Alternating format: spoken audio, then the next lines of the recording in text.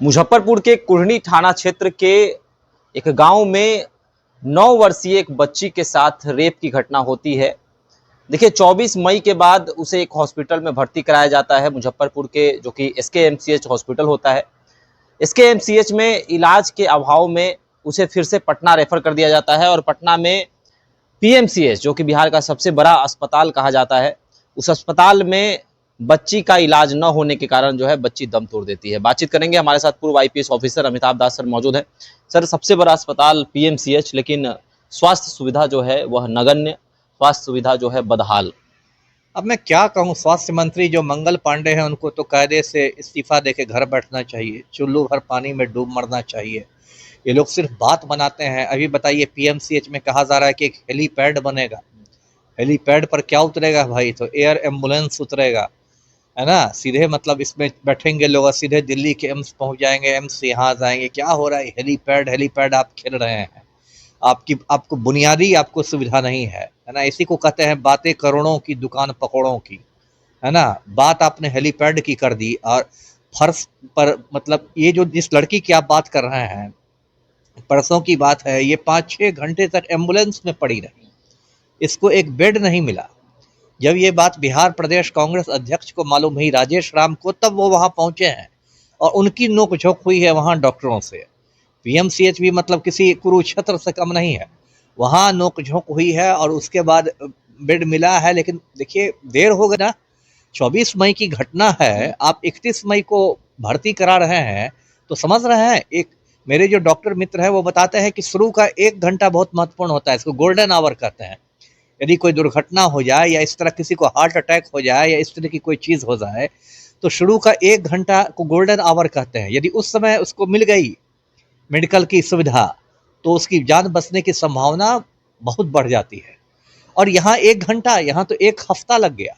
और पहले SKMCH में पढ़ी रही और कोई धनी घर की थी नहीं कि उसको प्राइवेट नर्सिंग होम में भर्ती करा दिया था। तो ये सब तो बहुत शर्म की बात है। और उस मंगल पांडे से अभी बंगाल पर ज्ञान बांट रहे हैं। बंगाल की क्या हालत है, अपना स्वास्थ्य विभाग आपसे संभाल नहीं रहा है ना। उनसे पूछने जाइए तो सीधे 2005 पर पहुंच जाएंगे। 2005 के पहले ये नहीं होता था, वो नहीं होता था। तेजस्वी को शास्त्रार्थ के लिए ललकारने लगेंगे कि आपसे हमसे आके शास्त्रार्थ कीजिए। अभी 1 हफ्ता पहले NMCH में, जो भी पटना का बड़ा सरकारी अस्पताल है, एक मरीज की उंगलियां चूहों ने कुतर दी। तो ये क्या हो रहा है बिहार में? और हमारे पलटू राम तो खैर पलटू राम ही हैं, उनसे तो पूछिएगा तो वो तो एकदम मतलब मासूम बन जाएंगे कि ऐसा कब हुआ, क्या हुआ था जी, मुझे नहीं पता, ऐसा कब हुआ, पता करता हूँ। मतलब उनकी तो एक अलग ही अदा है। ऐसे भी पलटू राम का दिमाग ने काम करना बंद ही कर दिया। आप तो IAS ऑफिसर के सर पर गमला रख रहे हैं, राष्ट्रगान के समय उछल रहे हैं, महिलाओं पर झपट्टा मार रहे हैं। तो पलटू राम तो खैर अब उनका दिमाग ही नहीं काम कर रहा है, तो उनसे क्या उम्मीद की जाए जी। सर, मंगल पांडे के इस्तीफे की भी मांग की जा रही है। विपक्ष की भूमिका में कांग्रेस आ गया है। हालांकि विपक्ष के नेता तेजस्वी यादव हैं, लेकिन RJD के नेता भी इस पर चुप हैं, मौन है। कांग्रेस ने कल भी प्रदर्शन किया, लेकिन तेजस्वी यादव के भूमिका को किस प्रकार देखते हैं? गलत भूमिका है ना। ये तो दोनों भाइयों में होड़ लग गई है, तेज प्रताप और तेजस्वी में।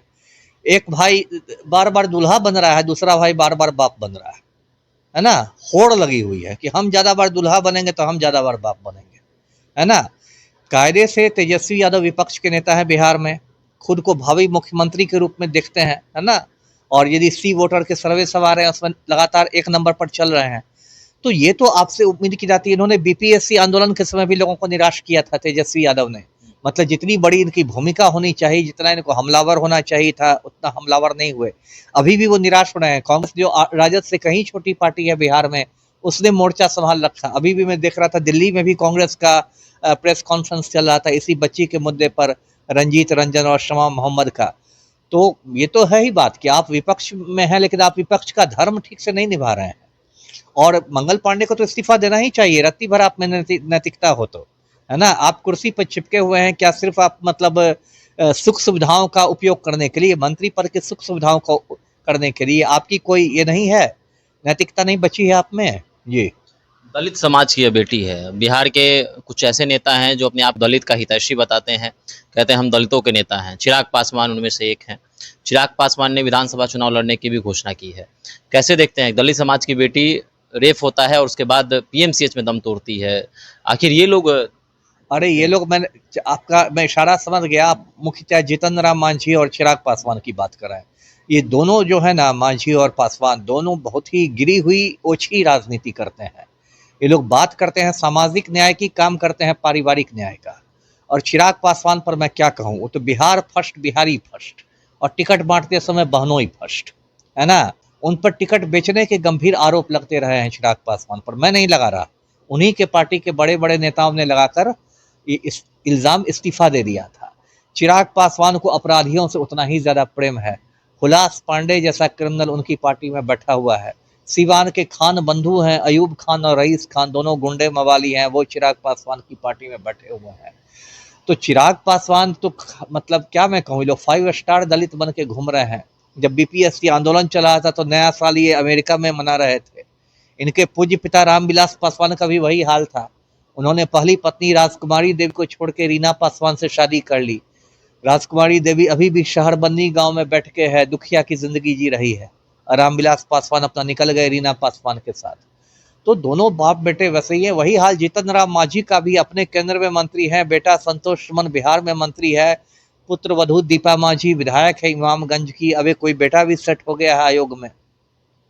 तो जब आप सामाजिक न्याय की बात करते हैं और पारिवारिक न्याय का काम करते हैं तो वही होता है। अभी जो कुढ़नी वाली बच्ची का मामला है, इसमें तो सबसे अच्छी भूमिका कांग्रेस के प्रदेश अध्यक्ष की देखने को मिली है, राजेश राम की। वो बिल्कुल मतलब सामने मोर्चे पर खड़े होकर लड़ाई लड़ रहे हैं। तो नेता तो वैसा होना चाहिए ना जी। पीएमसीएच के प्रिंसिपल को लेकर भी कई सवाल उठते आए हैं, कई बार वो सवालों के घेरे में आए हैं। कैसे देखते हैं पीएमसीएच के प्रिंसिपल? कई बार वो उलझुल बयान भी दिए, उन्होंने दिया है कि अगर कोई पत्रकार अगर पीएमसीएच में घुसता है और अगर अपनी मर्जी से वीडियो बनाता है तो उसके साथ सख्तियां बरती जाएंगी, ऐसा बयान उन्होंने दिया है। अब मैं प्रिंसिपल को ऐसे निजी रूप से नहीं जानता कौन है प्रिंसिपल, क्या है प्रिंसिपल, लेकिन ठीक है, ये जब पूरा सिस्टम ही मतलब ध्वस्त हो गया हो तो क्या प्रिंसिपल, क्या सुपरिटेंडेंट, क्या मंत्री, क्या प्रधान सचिव, है ना। एक कहते हैं ना कि हर डाल पे उल्लू बैठे हैं, अंजाम गुलिस्तां क्या होगा। तो वही बात है, यहाँ से ऊपर से नीचे तक सिस्टम ध्वस्त हो गया है। हमारे जो मुख्यमंत्री पलटू राम हैं, वो माफिया डॉन अनंत सिंह के चपरासी बन गए हैं। आज अनंत सिंह को जुकाम हो जाएगा तो पलटू राम स्वास्थ्य मंत्री को लेकर पहुंच जाएंगे अपने नाक पोंछने के लिए। और यहाँ एक बच्ची मर गई एम्बुलेंस से पड़े पड़े, तो उसको कोई देखने वाला नहीं है जी। चलिए, तो पीएमसीएच में एक 9 साल की बच्ची जो है वो दम तोड़ देती है और इसकी चर्चा पूरे बिहार में है। कांग्रेस सड़क पर उतर चुकी है और कांग्रेस लगातार इसका विरोध भी कर रही है। मंगल पांडे के इस्तीफे की मांग है। मंगल पांडे इस पर कोई बयान सामने नहीं आया है। आपको क्या लगता है, क्या कायदे से मंगल पांडे को इस्तीफा सौंपना चाहिए? आप भी हमारे साथ कमेंट सेक्शन में प्यार रह सकते हैं। धन्यवाद।